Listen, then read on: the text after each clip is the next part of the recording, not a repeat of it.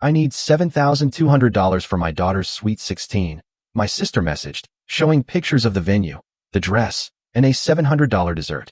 My reply, go get a job. 10 minutes later, father wrote, contribute, or get out of our family.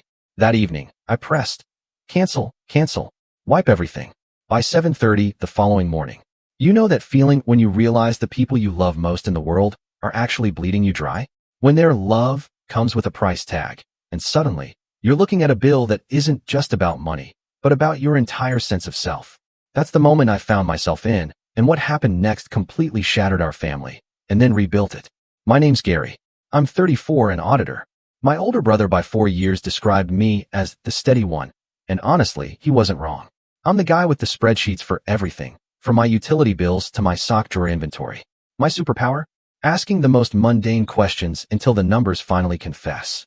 My coworkers joke I can smell a missing decimal from across a conference room. It's not a joke. I actually can. I live alone in a small one-bedroom apartment above a dry cleaner. My place always has this faint, crisp smell of starch. I don't mind it. My kitchen is a lesson in sample budgeting. Simple, predictable, nothing fancy. Sundays are for meal prep. Weekdays are for my own coffee. I like rules. They don't get offended when you follow them. My family's rules, on the other hand, they seem more like suggestions. We grew up in a ranch house where the TV was always blaring and mail piled up next to the fruit bowl. My mom is warmth. She's loud, a hug that comes with a to-do list. My dad, a fixer, but only when it's his idea. If it's yours, he's suddenly allergic to planning. And then there's Bella, my younger sister. She's sparkle, she's momentum. Bella makes everything a moment. She used to turn a simple cereal commercial into a full-blown performance. The camera loves her. People love her. But bills? Bills do not. Since college, I've been the fallback. The airport ride. The guy who actually reads the lease. The emergency contact. The one who knows how to talk to banks. I found out at 25 that knows how to talk to banks actually meant puts his name on things. But that's a story for later. One Tuesday night in March, I was in my apartment. A casserole was cooling on the counter, a basketball game on mute, and I was highlighting a client's expense sample. The dry cleaner downstairs clanged a rack. My phone buzzed. It was Bella. First, a photo. A ballroom, chandeliers like upside-down frozen fountains, gold chairs, a DJ booth. Then, a sweeping white and silver gown on a mannequin. Then, a screenshot of a cake with a price tag, $700. Her text followed, send me $7,200 for Maya's sweet 16. Then a confetti emoji, then a pink heart. I just stared at the screen, like it was a magic trick I was supposed to applaud. Before I could even process it, another photo came through. A mock-up of an invitation with cursive letters and a date. The caption, it's happening. The game clock ticked on the TV. The casserole popped once as it cooled. Outside, a bus hissed by. I put my phone face down. Then I flipped it back over. Ignoring things isn't my way. I typed, what? She replied instantly, 3 bubbles in quick succession. Ballroom deposit is due tomorrow. We want a string quartet during cocktail hour. It'll be so special, Gary. I held the phone. I didn't send money. I didn't send a speech. I just sat there in my quiet kitchen, with my boring dinner and the faint smell of starch, and thought, here it is again. The glitter invoice. I typed a single sentence and erased it. I set the phone face down again. I breathed. My rule. I don't make money decisions when I'm annoyed. But the words were already forming in the back of my throat, like a fuse burning. I knew what I was going to say, and I knew what was going to come after. I picked the phone back up. My thumbs hovered. I thought about the last 18 months. I thought about the store card. I thought about the emergency that bought shoes. I thought about being told I was ruining the vibe by mentioning budgets. And then I thought about Maya, my 16-year-old niece. She's kind to me. She deserves a celebration that won't wreck anyone's year. I tapped 3 words. I didn't hit send. Not yet. The dry cleaner shut off their lights. My upstairs neighbor's faucet squealed like a tea kettle. The moment sat there, quiet and sharp. I knew, once I sent those words, everything at home would tilt. I put the phone down. I cleaned my plate. I washed the pan. I answered 2 work emails. Then I picked up the phone again, unlocked it, and let the words go. 10 minutes later, my dad's name lit up my screen. And that's when everything started to burn. Look, this next part is boring if you thrive on chaos. For me, it's how I get my balance back. A ledger isn't love. But love without a ledger? It eats you alive. Here's a snapshot of the last decade. Age 19. Bella wanted to go to a summer arts program. $600 tuition shortfall. It's for her future, Mom said. I paid the gap. Bella sent heart emojis and a blurry photo of a paint-splattered canvas. Worth it, I told myself. An investment. Age 21. Dad's truck needed brakes. I'll pay you Friday, he said. That Friday was a weather system that kept getting delayed. For $120, never paid. Age 23, Mom called, crying about overdraft fees. I went to the bank on my lunch break. Talked to a manager, got $150 in fees reversed, added alerts to her account. I even brought Mom a notebook labeled bills, drew columns, showed her how to write due dates. She used it for 2 weeks. Then it disappeared into the fruit bowl pile. Age 24, Bella started a small home bakery. I bought labels and a thermal printer for $178. I loved her energy. I believed in her.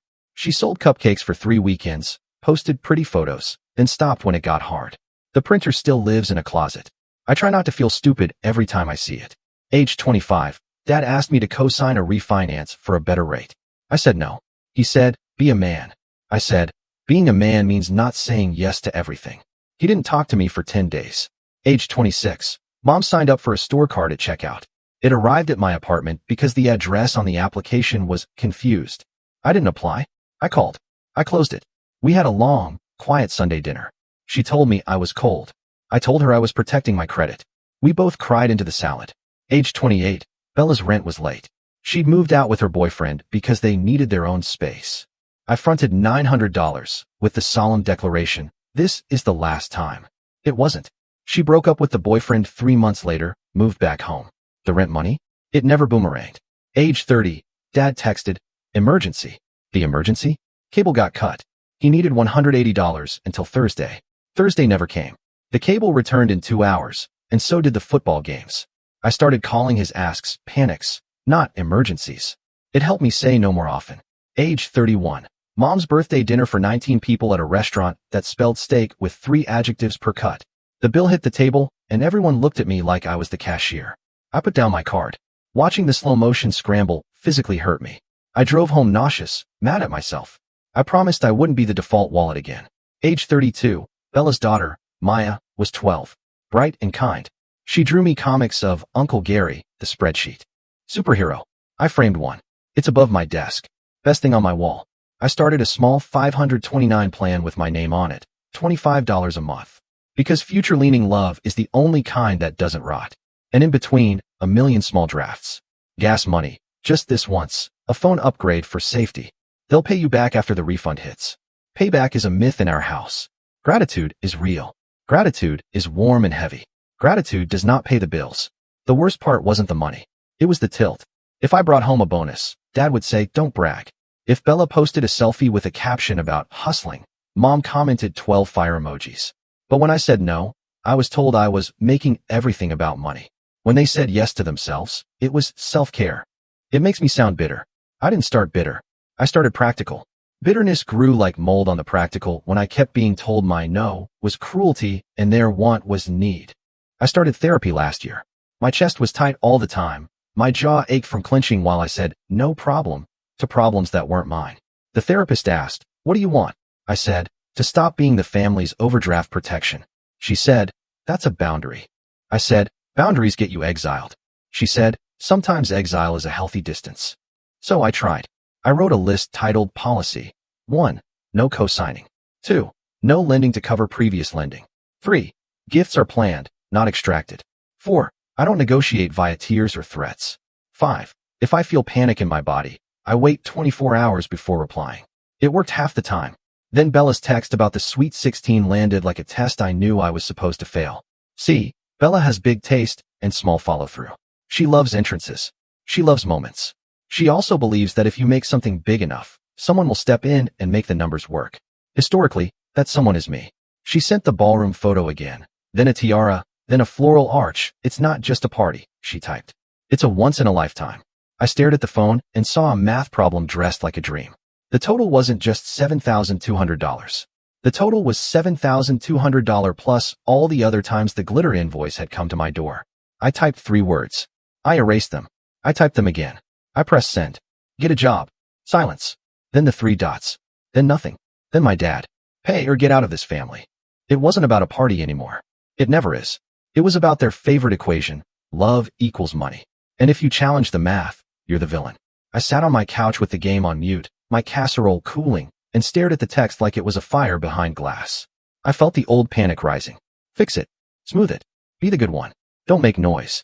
Then I pictured Maya's comic on my wall, Uncle Gary with a cape shaped like a pie chart. I heard my therapist. What does protecting yourself sound like? It sounded like a sentence I had never said out loud to my family. I whispered it to the empty room first. This isn't about revenge. This is about closure. It felt like flipping a breaker back to its rightful position. That night, I opened a fresh spreadsheet and titled it, Family Account, Gary to Parents plus Bella. Then I opened my text thread. I said what I needed to say, and that's when the house lights came up, and everyone started shouting. The group chat started at 8:02 p.m. Family, Mom had named it, as if that would keep it from cracking. She added me, Dad, Bella Mom. Mom, Gary, your sister is stressed. Be kind. Dad, you don't talk to your sister like that. Bella, wow? Really? To your niece? I typed slowly. I love Maya. I'm not paying $7,200 for a party. Dad called immediately. He hates the slowness of text when he's in a fight. I answered. Ducking calls is gasoline. Hey. He said, no hello, no breath, or don't bother showing up here again. Dad, I said, keeping my tone level. That's abusive. Abusive. He laughed, high and offended. You're the one withholding from your own blood. I'm withholding from bad decisions, I said. Bad. He sputtered. It's a sweet 16. It's an event you can't afford, I said. A nice one, sure, but a luxury. Bella took the phone. I could hear her breathing. I thought you loved Maya. I do, I said. I want her to have a special day that doesn't involve me subsidizing a ballroom and a $700 cake. It's not just cake, she snapped. It's a design. Exactly, I said. Mom grabbed the phone. I could hear her organizing her voice the way she organizes a kitchen drawer, by pushing everything to the back and calling the front neat. Gary, we didn't raise you to be cruel. You raised me to help, I said. I'm helping by not funding a mistake. Everything with you is math, she said. Where is your heart? In Maya's college account, I said. Where her future lives. Silence. Then Dad again, voice low, like a threat whispered at a dog. If you don't pay, don't come to the party. Don't come to this house. Don't call us. You're out. I felt my pulse in my teeth. Are you sure you want to say that? I asked. Say what? He sneered. That money is the ticket to family, I said. That's your position. His silence was an answer. I could have begged. I could have said, I'll pay part. I could have tried to compromise with someone who had already decided ransom was a parenting technique. Instead, I looked at the fresh spreadsheet on my laptop, at the numbers I'd begun to enter, at the line I'd drawn at the bottom with the word closed in caps, a word I hadn't yet earned. Okay, I said. Here's what's going to happen. I'm sending you a document in the morning. It's a statement of what I've paid over the last 10 years. Gifts are gifts. Loans are loans. Everything else is pressure. I'm zeroing that out.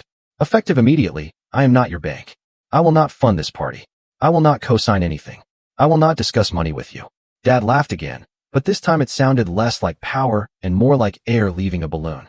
You think you're special because you have a decent job? No, I said. I think I'm a person with a boundary. Bella cried a high, shocked noise I've known since she was 5. You're choosing money over your niece. I'm choosing her future over your party, I said. I'll gladly pay for community college textbooks when she needs them. I'll buy her driving lessons. I'll match whatever she earns at a part-time job for a used car. I will not buy chandeliers. You'll regret this, Mom said. Same words I've heard after every no. One day, we won't be here. That day, I said, is exactly why I can't bankrupt myself for a cake. She exhaled hard into the receiver. You're so cold. I'm precise, I said. There's a difference. Send the document. Send the document, Dad said, mocking. Let's see your little report. It's not little, I said. It's 10 years. I hung up before the next round. My hands were shaking, my shoulders felt like they'd been lifted to my ears for a year. I wrote the letter. I kept it simple. I will not fund, co-sign, or guarantee any debts. I will not be pressured or threatened into paying for luxuries. Any attempt to open credit in my name will be handled by law. I love you. And the answer is no. This isn't about revenge.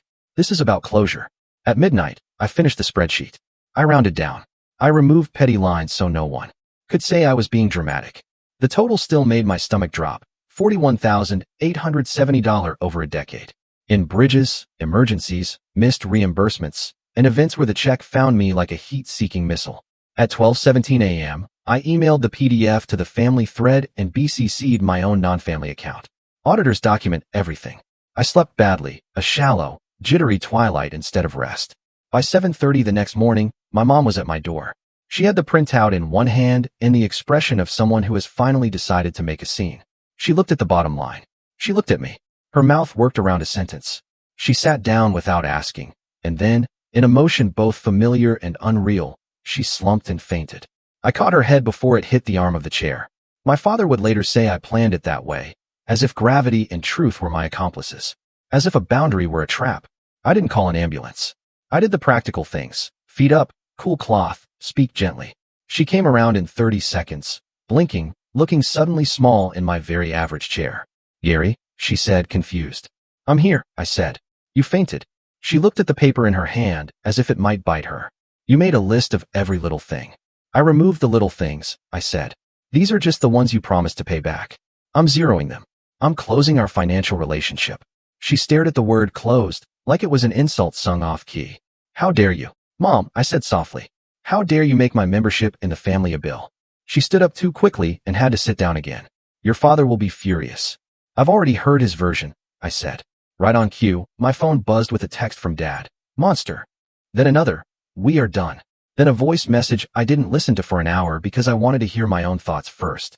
Bella's text came in waves. Are you happy now? Maya is crying. I hope you feel big.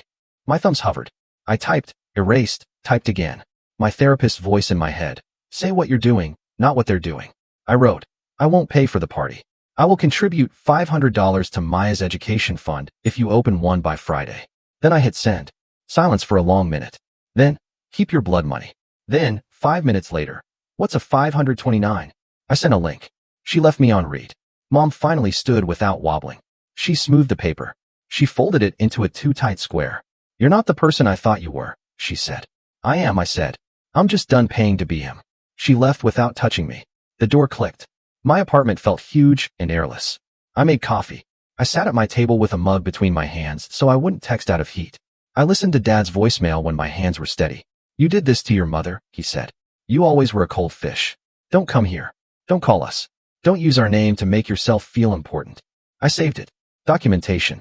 At 9:05 a.m., my boss called. You good, he asked. You're usually in early. I had a family thing, I said. Take the morning, he said. Then after a pause, take the day. I didn't. Work is where the numbers behave. I needed that when the people didn't. By lunch, my aunt had called, choosing sides gently. Your mother is devastated, she said. This party is a big deal. She can have a big deal, I said. She just can't send me the invoice. Family helps, she said. I've helped for a decade, I said. Now I'm helping me. She made the disappointed noise. You know, you sound like a banker. I am an auditor, I said. I count because no one else will. In the afternoon, my credit monitoring pinged. A hard inquiry from a store in a mall I haven't visited in years. I called immediately. We have a new application under your name, the rep said. Close it, I said. Fraud co-applicant? She asked. Your sister's name appears. Close it, I repeated. And flag my file. I sent the confirmation to the family thread with one line. Do not attempt to open credit in my name. Any future attempts will involve the police. Dad replied, stop threatening us. I typed, stop stealing from me. Then I deleted it and wrote, this isn't a threat. It's a boundary. At 3 p.m., my therapist squeezed me into a video slot. I sat with my laptop balanced on a stack of audited binders and told her about the fainting, the voicemail, the mall card. What does your body feel like? She asked. My jaw hurts, I said. My stomach feels electric. What is your rule today? She asked. I don't make decisions to fix their feelings, I said. I make decisions to protect my future. She nodded. Say it to them. I already did, I said. They heard betrayal. That's not yours to translate, she said. I wrote it on a sticky note and stuck it to the corner of my monitor. Not my translation. Over the next week, the family chat was a storm. Mom sent photos of cake designs with the caption, never mind, we'll do sheet cake, followed by a crying emoji. Bella posted to Facebook vague statuses about some people choosing money over love. Friends commented with praying hands. Dad updated his profile photo to one of him and Maya, smiling, as if to say, we're fine without you. I did boring things that felt like sandbags against a flood. Frozen my credit. Removed my parents as authorized users on an old card I had forgotten they were on. Changed passwords. Updated emergency contacts at work. It all felt clinical, small, and profoundly necessary. Then something shifted. On day 9, Bella texted, how do I open that education thing? I sent the link again. She called 30 minutes later. Walk me through it, she asked, voice flat, exhausted. Okay, I said. On one condition, we are not talking about the party. Fine, she said. We set up the account. She put in $25. I put in $500. It wasn't a truce. It was a wire laid under the yard. On day 12, Mom texted, I made soup. Can I drop some off? I said yes, with a rule, no party talk. She came by, hugged me briefly, set the Tupperware on the counter, touched the edge of one of my spreadsheets like it might tell her a secret, and said, Your father is stubborn. It was the closest to an apology I've seen in my family. I know, I said. On day 15, Dad called. I let it ring once and picked up on the second, out of old reflex. Your mother fainted, he said, weirdly cheerful, like he'd discovered my kryptonite. You happy? No, I said. I'm sad. I'm also still not paying. Silence. Then a breath. You always were good with numbers, he said, almost soft. We're bad with them. That's true, I said. Can you look at ours? He asked.